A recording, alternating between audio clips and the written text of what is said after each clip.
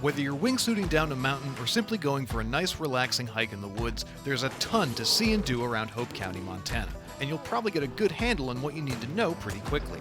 Still, some things always manage to slip through the cracks, or in this case, the tutorials. Here are 9 things Far Cry 5 doesn't tell you.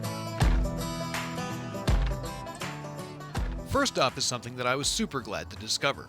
While the default console or gamepad driving controls have you accelerating with the triggers and auto-fire on your sidearm, you can switch these controls to let you aim before shooting while driving.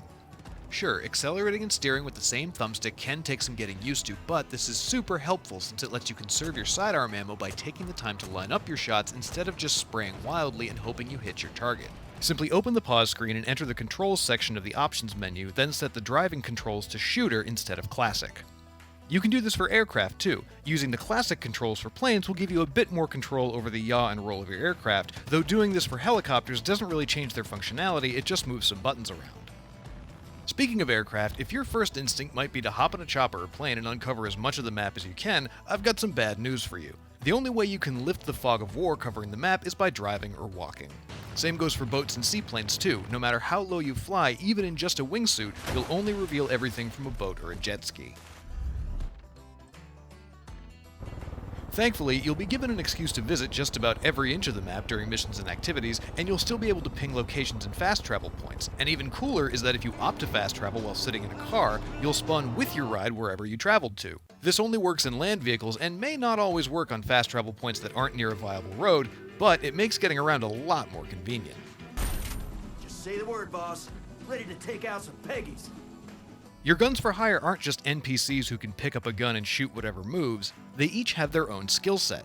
Some are more adept at using assault rifles and shotguns, but these soldiers are different from the hunters marked with the bow they carry or the marksmen who can snipe enemies from a distance.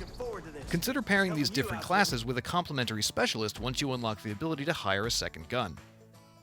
During character customization, you're told that after selecting a hairstyle, your choices are final and cannot be changed, but that's not entirely true. While your gender and face type are set in stone, you can change your hairstyle in the clothing menu or under the customization tab of the pause menu. It might not seem like a big deal, but trust me, somebody out there is going to regret choosing the mullet. Not me though. You can unlock new weapons by buying them in a shop or completing certain missions, but you'll also unlock any weapon that you manage to get your hands on out in the field. Like the look of that guy's flamethrower? Take it and now you'll always have access to one whenever you want. How about putting those shiny new guns to good use? You see that red meter that appears sometimes above enemies when you riddle them with holes? That means that they're wounded but still kicking, just like you or your friend when downed in co-op. And their cultist pals are going to try and get them back on their feet just like your friends would if they weren't jerks. This can be a real pain if you're not paying attention to them, but it's also a great, if not a bit psychotic, strategy for luring enemies in cover out into the open for some target practice. You can unlock new perks with points earned by completing challenges and other activities, but you can also find survivalist magazines scattered throughout the county that will give you an extra skill point. It's also worth noting that you can earn skill points and cash to use in the campaign by leveling up in Far Cry Arcade, so be sure to jump on one of those machines located around the map. Man, this is the most awesome game I've ever played. Lastly, you'll probably stumble upon a collectible or two while exploring each region, like comic books or baseball cards.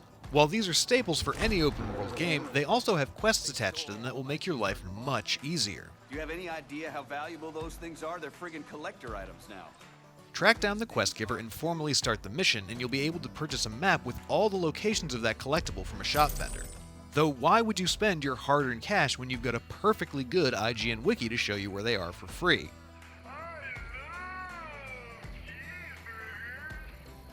For less shameless plugs and more Far Cry content, he said plugging shamelessly, why not find out how to beat the game in just 5 minutes or watch the madness that can unfold during co-op play?